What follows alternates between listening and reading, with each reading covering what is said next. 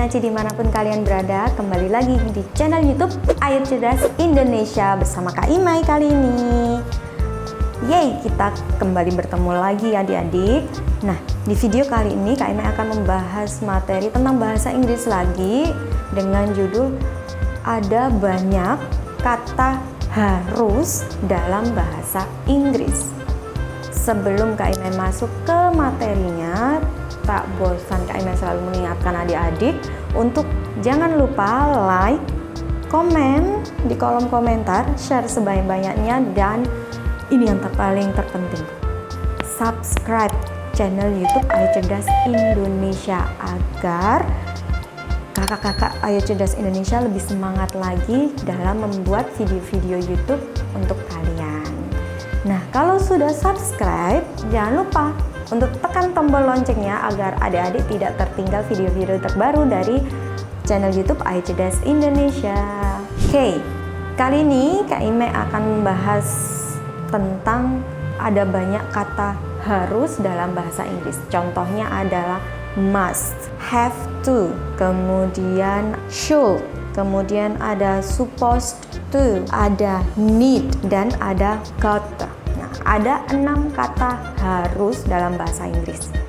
Nah, biasanya kalau need itu kan artinya membutuhkan, tapi bisa juga diartikan sebagai harus. Kali ini Kak Imai akan membahas tentang must, ya. Tadi kan ada must, ada have to, ada should, ada supposed to, ada need, ada gotta. Dari 6 kata harus dalam bahasa Inggris, Kak Imai akan membahas yang pertama, yaitu must, ya. Oke, dalam bahasa Inggris, grammar atau tatanan bahasa itu sangat diperlukan, bahkan sangat wajib untuk dipelajari. Kenapa? Karena melalui grammar itu tadi kita bisa menyampaikan suatu informasi dengan jelas dan mudah diterima oleh pendengar. Jadi grammar ini kenapa sangat penting untuk dipelajari? Agar kita sebagai pemberi berita atau pemberi informasi itu dapat menyampaikan informasi dengan benar, jelas kepada penerima informasi. Seperti itu. Dan grammar di dalam bahasa Inggris itu lebih sulit daripada dalam bahasa Indonesia. Kenapa? Karena ya sudah jelas tatanan bahasanya sudah berbeda. Selain grammar itu, selain untuk mempermudah dalam menyampaikan informasi, grammar ini juga bisa digunakan untuk penulis, ya.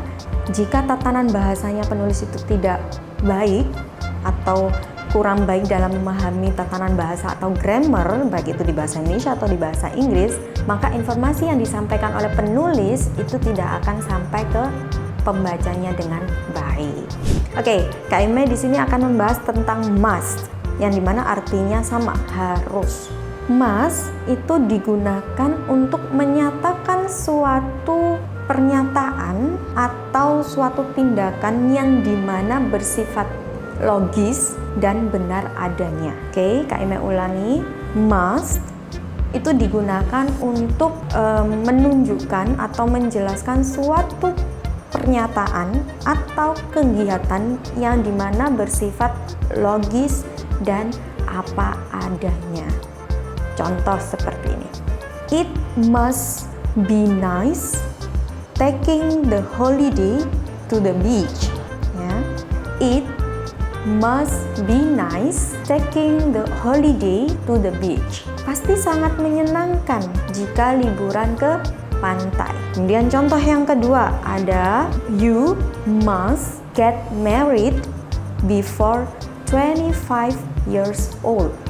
You must get married before 25 years old. Kamu harus menikah sebelum umur 25 tahun.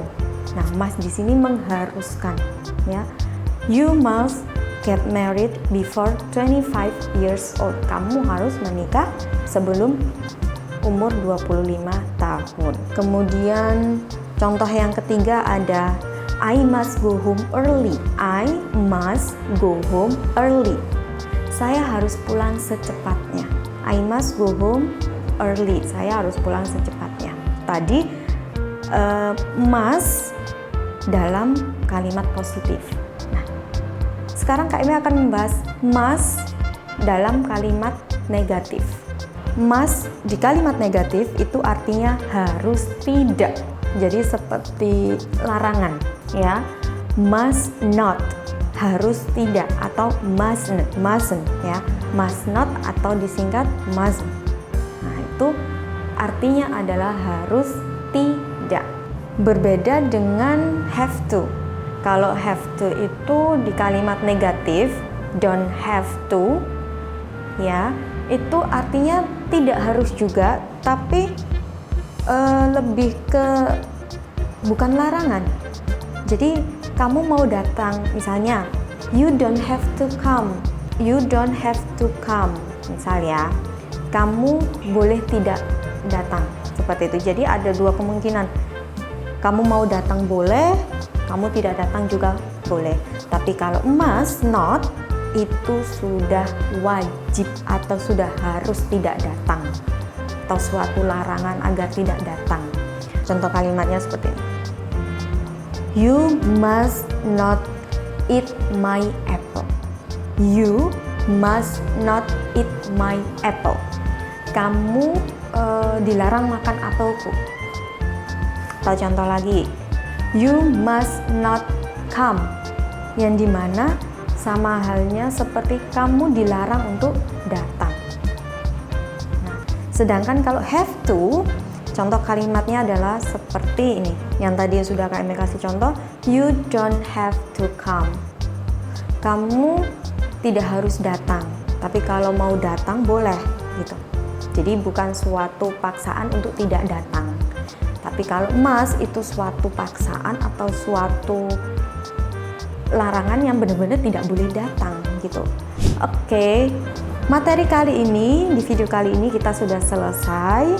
Semoga Kak Ime bisa memberikan materi-materi bahasa Inggris yang jauh lebih baik lagi dan lebih memotivasi, bahkan lebih banyak lagi. Oke. Thank you for watching and see you the next video. Bye bye. Assalamualaikum warahmatullahi wabarakatuh.